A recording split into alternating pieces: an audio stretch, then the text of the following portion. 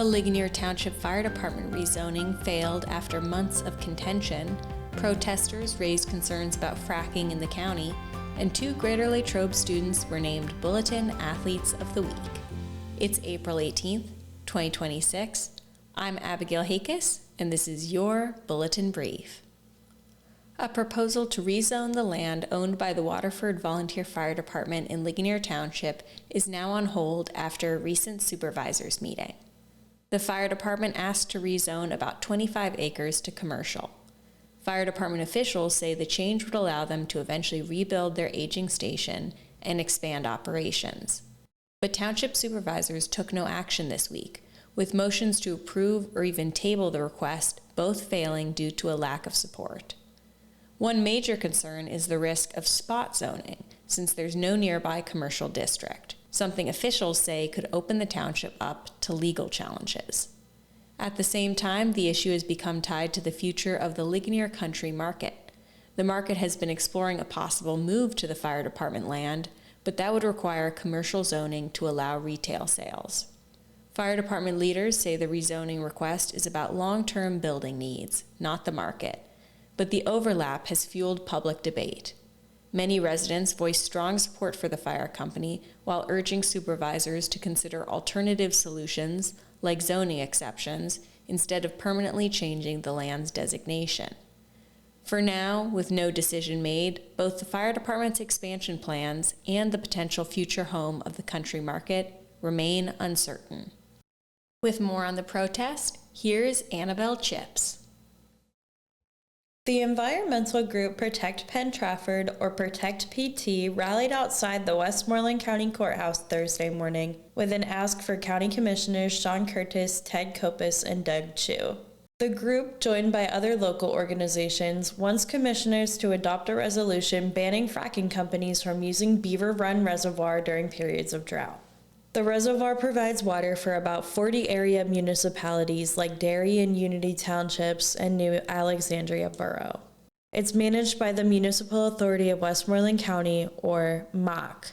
Jillian Graber, Executive Director of Protect PT, weighed in during the rally. They should impose this mandate that restricts water withdrawals for consumptive uses during drought.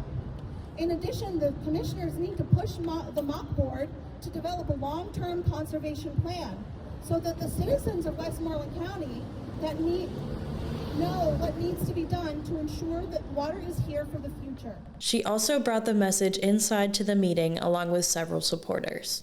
A press release from Protect PT Communications Assistant Noah Beddard claimed oil and gas companies take tens of thousands of gallons from Beaver Run Reservoir each month. Chu said after the meeting that gas companies report much lower numbers, but he could not recall what they were.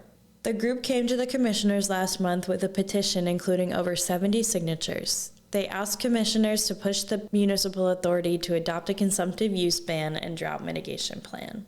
Curtis said he isn't sure whether the commissioners have the power to influence MAC, though Graber said their input has mattered in the past. The commissioners agreed they will have conversation with MAC to learn more about the issue before making any decisions.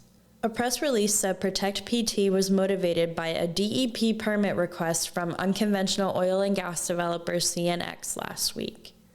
If granted, the permit would allow CNX to take water directly from Beaver Run. MAC's public relations specialist Matthew Junker said even if DEP allows CNX to take water, MAC still has to approve it.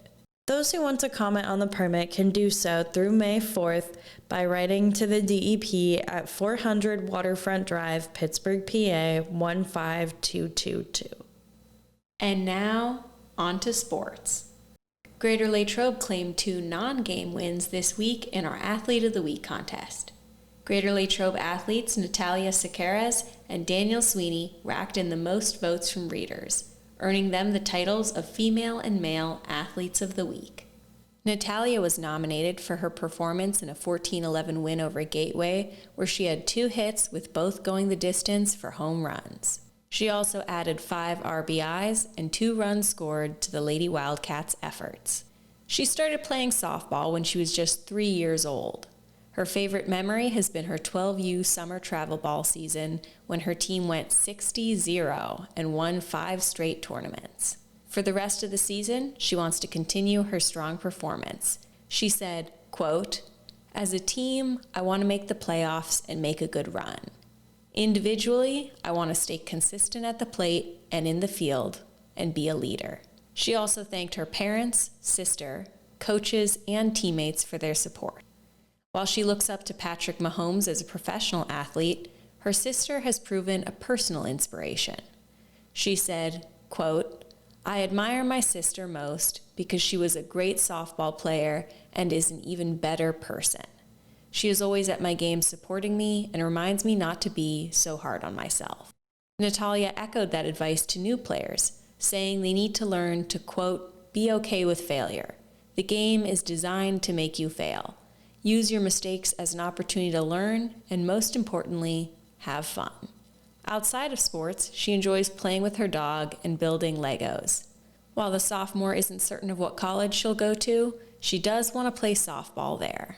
Boys volleyball player Daniel Sweeney was nominated after getting a total of 25 digs, 1 kill, and an average service percentage of 90% while helping Greater Latrobe secure a section win over the Armstrong Riverhawks.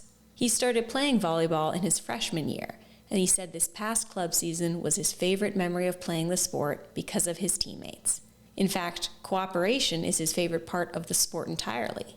He said, quote, "I like the team aspect of it and how you all must work together to succeed." For the rest of the season, he wants to, quote, "improve as much as we can and prepare the underclassmen for their future seasons." He thanked his coaches and family for supporting him. In particular, his parents have made an impact, and Daniel said they are who he admires most because, quote, "they have made me into the person I am today." For young athletes starting out, Daniel recommends continued practice and learning by experience. After graduation, he intends to continue his education at Slippery Rock University. Athlete of the Week is sponsored by Independence Health System. Expert care, here. And here's today's local sports schedule.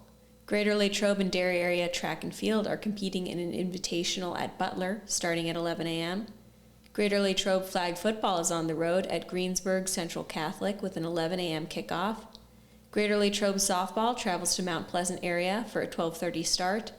And in Latrobe Dairy Area Teener League action, Cooperstown faces Frontier Club at 2 p.m., followed by Naples taking on Dairy Ukes at 5. As always, thanks for listening. Make sure to pick up our print edition, check out our online stories at LatrobeBulletinNews.com, and follow us on social media at Latrobe Bulletin. I'm Abigail Hakis, and this has been your Bulletin Brief.